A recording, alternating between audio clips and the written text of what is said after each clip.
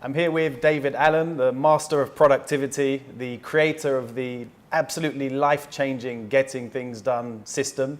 David, thank you so much for joining me today. My pleasure, Kai. Delighted to be here. David, I'm very interested. The CEOs in our community, getting things done is very powerful for a CEO, somebody that needs a clear mind, has to make decisions every day. Can you share with us some of your experiences of where you've seen a CEO really transform their decision-making and the results they're producing by using GTD? You know, one of my last clients that I worked with actually over a year's period of time, his presenting issue was really interesting. He framed it probably better than almost anybody has ever framed this for me. He said, he's in his third startup, he has his own jet, he's on 5 boards, he teaches entrepreneurialism at a major university. And he said, David, I'm only 47, I feel like I'm just hitting my stride. The problem is I'm up to here, got no more room. So we work to sort of help define what are the things that we're taking up that room, and then how do we give him more space to be able to take it to a whole nother level. And people around him too. So, not only him, but his ecosystem around him, as they started to find out how he now was thinking and had clearer space, they had a lot easier way to be able to engage with him and him with them, because things were a lot clearer. They could keep track of things, manage commitments, manage decision making, and just some great opportunities to do that. But it's almost as different as every company and every CEO or every senior person I've really worked with, depending upon what they want. The common denominator is they get more space to be more strategic, more space to see things at a higher horizon on a regular basis, as opposed to too caught up in the weeds, on a day-to-day basis. So that kind of space to be able to just see at a longer game can make a big difference for anybody at that level. It's interesting, GTD is usually considered as a personal productivity system. Is it something we can use with our teams? Do we need to individually be using the system, or is there a kind of a collaborative way we can use GTD? Yes. And can you share something about that with us? It's really both. Now, it was developed as a way to create space for an individual, or create more room, and to be able to then all that good stuff. How do I get more control? How do I get more focus? And those are the 2 key elements of self-management. It turns out those are the 2 key elements of organizational management: control and focus. Things need to be under control enough so you've got stability to be able to focus on what you need to focus on. If things are out of control, it's very hard to focus. But if you're not focused on the right stuff, it's very easy to lose control. So there's a very tight correlation between control and focus. And the GTD methodology actually works with both. There's 5 steps to how do you get something under control, and there's 6 horizons that we have our commitments. And that gives you then focus and perspective on those things. Turns out that organizations use the same principle, or need to use the same principle. If I walked into your organization right now, I'd say, what's got the team's attention, right? Because it's very easy for things to not be clear organizationally because of the lack of individuals not doing this process. So you still need individual behavior to really make it work, but the principles apply to an enterprise as well as they do to an individual. I think when we think about focus and productivity, we're often looking at the external factors. So we lock ourselves away in the office, we put headphones on, and we try and control that environment around us. What I like about GTD is it's that internal element. You're focusing on what's in the mind and clearing that. So what would you say are those components of that real focus that we need to bring? Well, you need to clear up your head so you can focus. You need to make sure you get rid of any of the distractions, anything that keep you from focusing, or any of the things that are clouding up your mind to keep you from focusing on the right stuff. So anything that helps you free up your mind is going to free up your ability to be able to recognize more sensitive, more subtle, intuitive things that you might need to be focused on, and where to focus your creativity. So it works in both those ways. It works to both get clarity in your head, but it also then, with that clarity, allows you to recognize what are the things I need to focus on and how to do that. It seems to me GTD can actually enrich all aspects of our life. So we usually think about it in the work domain. But a common thing that happens with people focused on their business, perhaps they go home and they're not present, and their wife says to them, your mind's always at the office, your kids are there, and you don't get to spend much time with them. How is GTD enriching that other side of our lives? Well, in one way, I work with the CEO of a major world financial organization, and his presenting issue was, he said, David, when I go home to the weekend with my young kids, I do not want to take the bank with me. Right? So he just wants that ability to be present with your family. That's huge. So anything that's keeping you from being present about anything is going to then increase the quality of your relationships with anybody you engage with. See, GTD affects all of your intersections, moves them all up the food chain. Whether the other person on the other end of the intersection does this or not, but that's another question. But the fact that you are now tracking your commitments, or recognizing that, the fact that you're present in your communications with them, just moves everything in your whole ecosystem really moves up. The bar raises a lot. So what would you say are what's the first step for somebody who's read the book, they're ready to implement that? What is that first step to get them going? Go back and read part 2 of the book, which walks you through the specific coaching process. Now, you'd need a couple of days usually, or at least a day and a half of nothing else going on to do that. You're going to get a lot of productive stuff done during those 2 days, but I've written out basically what you do. And quite simply, you just need to get everything out of your head to begin with. You walk yourself through at least the first 3 parts of the 5-step process. That is, capture, clarify, and organize. I need to get everything out of my head that's got my attention, and then I need to go through each one of those individually to decide, is it actionable, yes or no? And if not, toss it, tickle it, or file it. If it is, what's the next action required? Determine that, which if you can do in 2 minutes, you should do right then. If not, you then need to park that somewhere, or delegate it if you can delegate it. And if one action's not going to finish whatever this thing is, you have a project, you need to identify that too. So that's the clarification process. What does this mean? What does it mean to me? And then organize.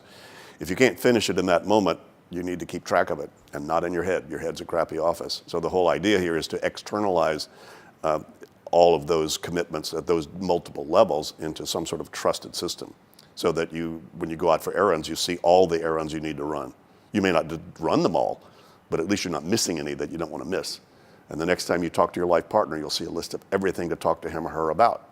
Doesn't mean you'll talk to them about it. You may intuitively say, I think I'll hold on that one, but at least you know exactly what they are, and you're feeling comfortable about the content. And that's true for all the stuff that you would then keep track of in your system. So capture, clarify, and organize, that's how you basically implement the basics here of GTD. Then then once you do that, to keep it going, that's then where the weekly review, coming in once a week, you need to refresh the whole thing and get it current, and keep, as opposed to having it go stale on you. You're talking about getting all of the stuff in our head into an external trusted system.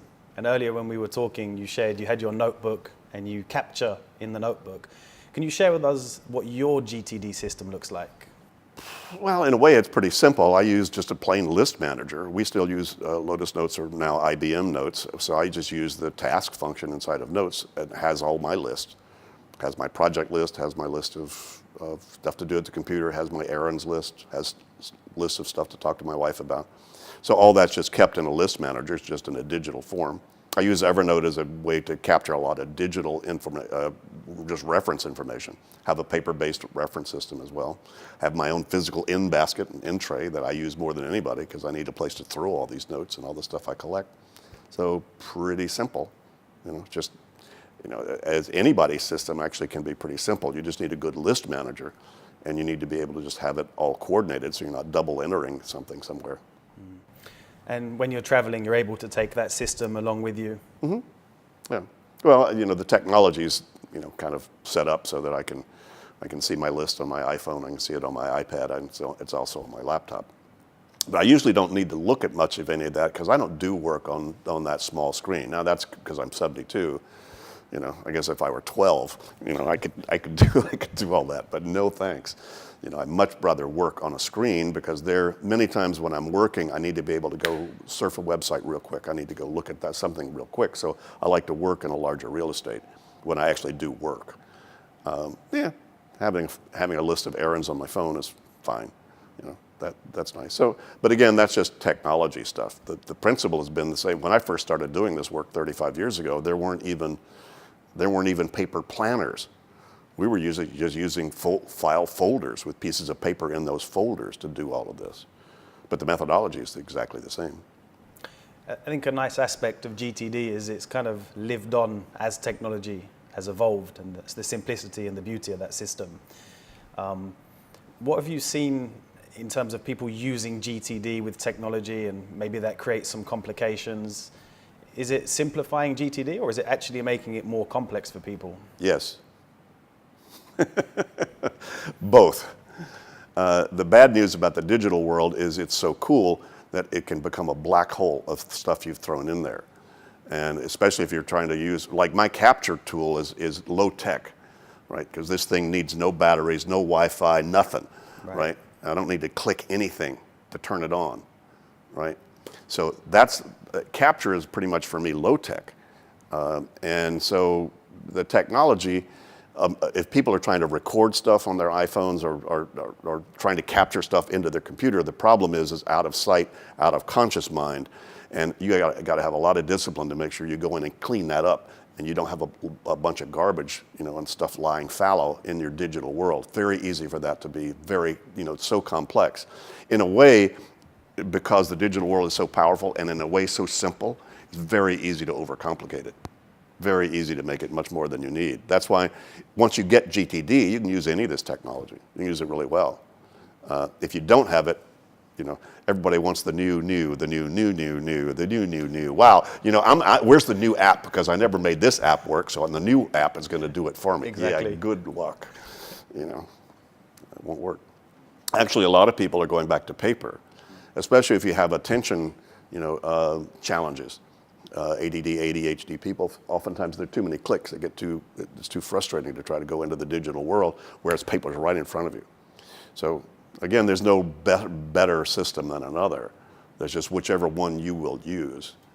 So if people often ask, what's the best tool? I say, what do you use right now to make a list? And whatever that is, that's probably the best tool. What are the kind of most common mistakes you see with implementation of GTD and actually making that a habit in people's lives? Well, each one of the first 4 steps of the 5-step process.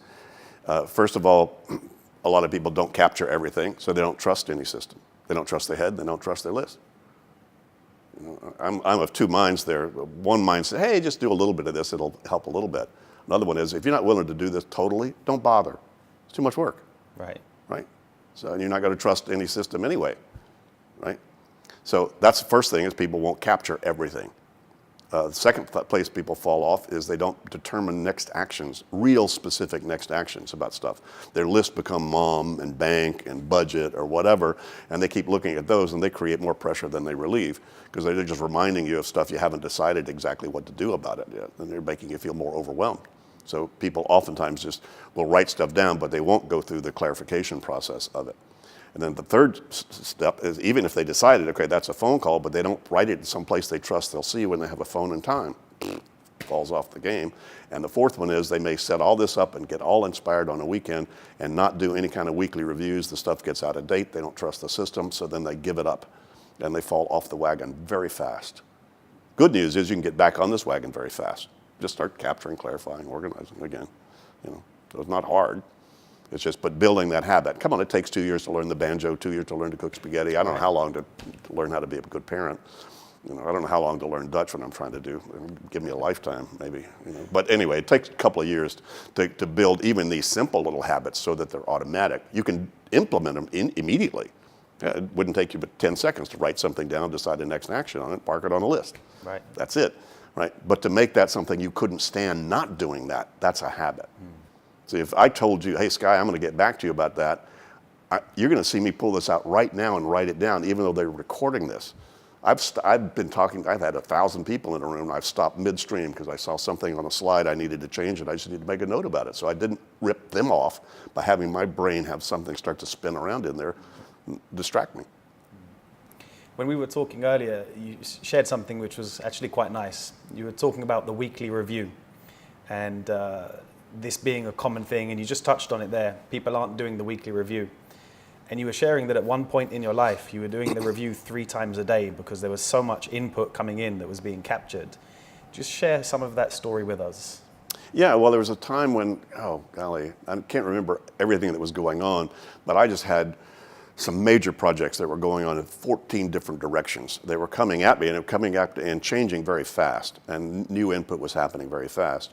And you know, I like the ability to truly focus on whatever I'm focused on. So when I'm doing work, I'm drafting a foreword to a book, or I'm writing a blog, or I need to, you know, run a spreadsheet about this, or whatever it is. When I'm focused on that, I don't want anything else on my mind. But as soon as I finish doing that, I need to look up and come up for air and look around and go, God, now what? And so how fast I can get back to the now what sometimes required me to be able to look at the whole game again, in a pretty significant way. For a while, I was maintaining it was a digital mind map that was kind of double entering a lot of things that were on my other lists, but I used that mind map to say, here's major stuff coming toward me. Here are the things that most are strategic for me that I need to make sure I'm focused on. Here's the thing I need to keep watching to make sure this thing goes on. And it was even a bigger lens than a meta lens on my system itself and the things that I wanted to be able to see. So as lazy as I am, I said, I need to get a quick map so I don't have to go through all my lists when I wanted to regroup and refocus. I just wanted to meta view quickly to look over the whole thing.